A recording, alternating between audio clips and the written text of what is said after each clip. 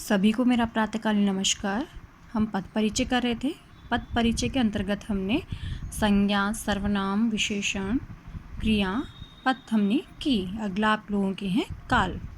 ठीक है, सबसे पहले तो हम देखते हैं कि काल किसे कहते हैं। क्रिया के संपन्न होने के समय को काल कहा जाता है। क्रिया के संपन्न होने के समय को काल कहा जाता है। काल 3 है। देखिए, पहला वर्तमान काल, भूतकाल, भविष्यत्काल। वर्तमान काल किसे कहते हैं? जो क्रिया वर्तमान समय में की जा रही है वह वर्तमानकालिक क्रिया होती है। वर्तमान समय में जो क्रिया की जाती है वह वर्तमानकालिक क्रिया होती है। यथा मैं लिख रहा हूँ। दूसरा, देखिए कार्य क्या है? चल रहा है। दूसरा है भूतकाल, जो क्रिया पहले संपन्न हो चुकी है वह भूतकालिक क्रिया होती है। यथा मैंने लिखा था। तीसरा भूतकाल, जो बीत चुका है, जो संपन्न हो चुकी है। मैंने क्या किया था? मैंने लिखा था। ये संपन्न हो चुका है कार्य।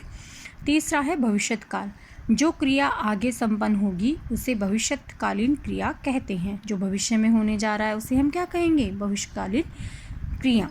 उदाहरण देखेंगे, मैं लिखूंगा अर्थात मैं कार्य करूंगा। इसमें गा का भाव है। देखिए, वर्तमान काल में तो क्या है? कर रहा हूँ, करूँगा, ये सब किस में हो जाएगा? कर रहा हूँ, ये किस में है? वर्तमान काल में।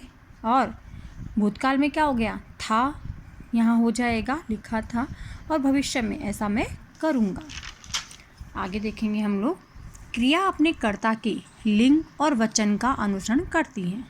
देखिए किस प्रकार करती हैं। वाक्य है राधा सोती हैं, तो राधा कर्ता क्या है? यहाँ पे क्रिया है, यहाँ पे सोती हैं, तो स्त्रीलिंग कर्ता यहाँ पे हो जाएगा। गोविंद सोता है, यहाँ पर पुल्लिंग कर्ता है। लड़के सोते हैं, यहाँ पर कर्ता कैसे हैं? यहाँ पर बहुवचन कर्ता है। अगला जो है वह है लिंग। तो लिंग किसे कहते हैं? हिंदी में 2 लिंगों का प्रयोग होता है। स्त्रीलिंग, पहला तो क्या है? स्त्रीलिंग। इसमें देखिएगा, संज्ञा का जो रूप उसके स्त्रीवाचक होने को सूचित करता है स्त्रीलिंग माना जाता है। यथा नारी, बालिका, लता, दिल्ली, मुंबई आदि, ये सभी किस में आ जाएंगे? स्त्रीलिंग में आ जाएंगे।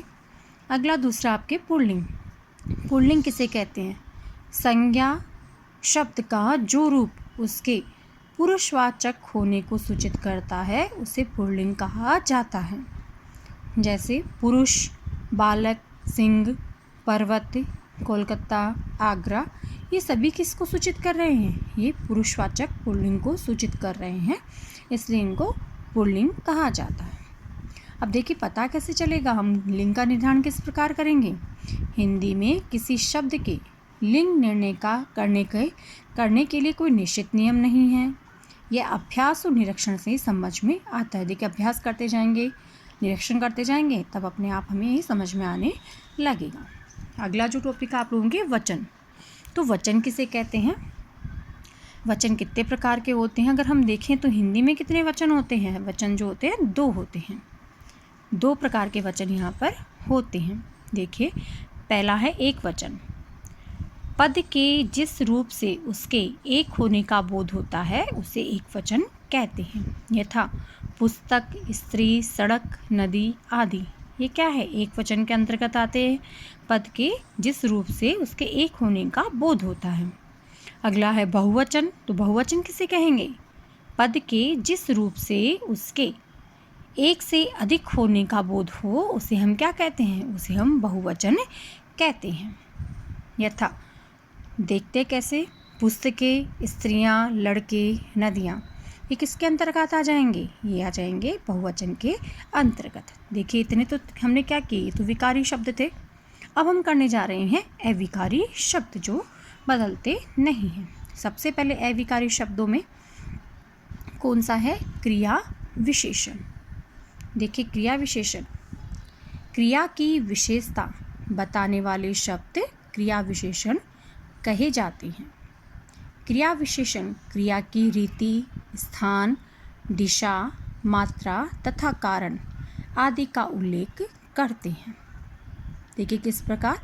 वह धीरे चलता है। वाक्य है वह धीरे चलता है, तो यहाँ धीरे शब्द चलता है क्रिया की रीति बता रहा है, अतः वह क्रिया विशेषण है।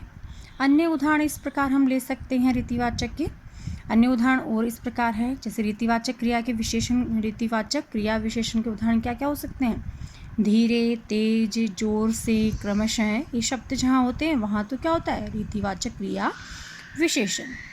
अगला है कालवाचक क्रिया विशेषण। अब, तब, जब, आज, कल, ऐसे शब्द जहाँ आए थे वहाँ क्या होगा? कालवाचक क्रिया विशेषण। अगला है परिमाणवाचक क्रिया विशेषण। कम, अधिक, कुछ। स्थानवाचक क्रिया विशेषण में क्या होंगे? ऊपर, नीचे, यहाँ, वहाँ, ऐसे शब्द जहाँ मिलते हैं वहाँ होते स्थानवाचक क्रिया विशेषण। अगला है निषेधवाचक क्रिया विशेषण। न, नहीं, मत। कारणवाचक क्रिया विशेषण। अतः, इस प्रकार और इसलिए, ये कैसे शब्द हैं? ये कारणवाचक क्रिया विशेषण। प्रश्नवाचक क्रिया विशेषण में क्या होंगे? क्यों, कब, कैसे, कहाँ। देखिए ऐसे शब्द जहाँ हमें मिलते हैं तो उसके अनुसार ही, शब्दों के अनुसार यहाँ पर हम क्रिया विशेषण का निश्चय करते हैं। अब क्रिया विशेषण के बाद में क्या आता है? प्रक्रिया विशेषण। देखिए जो शब्द क्रिया विशेषण की विशेषता बताते हैं वे प्रक्रिया विशेषण कहे जाते हैं। जैसे वह तेज चलता है। अब इसमें प्रक्रिया विशेषण का क्या पता चलेगा? वह वाक्य में तेज क्रिया विशेषण है। यदि कहा जाए वह बहुत तेज चलता है तो बहुत शब्द तेज का विशेषण हुआ, अतः वह प्रक्रिया विशेषण है। बहुत क्या हो जाएगा? बहुत है तेज का विशेषण होता है, इसलिए यह क्या हो जाएगा? प्रक्रिया विशेषण। फिर प्रविशेषण आ जाता है। प्रविशेषण किसे कहते हैं? विशेषण की भी विशेषता बताने वाले शब्द। विशेषण की भी विशेषता बताने वाले शब्द प्रविशेषण कहलाते हैं। जैसे वह सुंदर लड़की है। यहाँ सुंदर विशेषण पद है। यदि कहा जाए वह बहुत सुंदर लड़की है तो बहुत सुंदर की विशेषता बताता है, अतः यह प्रविशेषण है। बहुत क्या कर रहा है? वह सुंदर की विशेषता बता रहा है, इसलिए क्योंकि गुण है, यहाँ पे गुण दिया गया है, इसलिए यहाँ पर क्या हो जाएगा? ये प्रविशेषण। फिर देखते हैं हम लोग दूसरा जो आ जाएगा। पहले हमने पढ़ा क्रिया विशेषण और फिर इसका प्रक्रिया विशेषण, प्रविशेषण हमने पढ़ा। अब अगला है संबंध बोधक। संबंध बोधक किसे कहते हैं?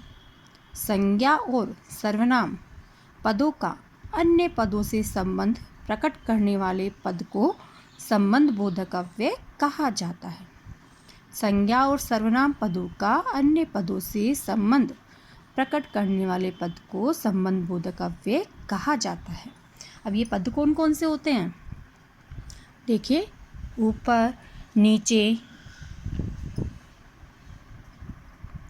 आगे, पीछे, बिना, अंदर, बाहर आदि। फिर आप लोगों के समुच्चय बोधक।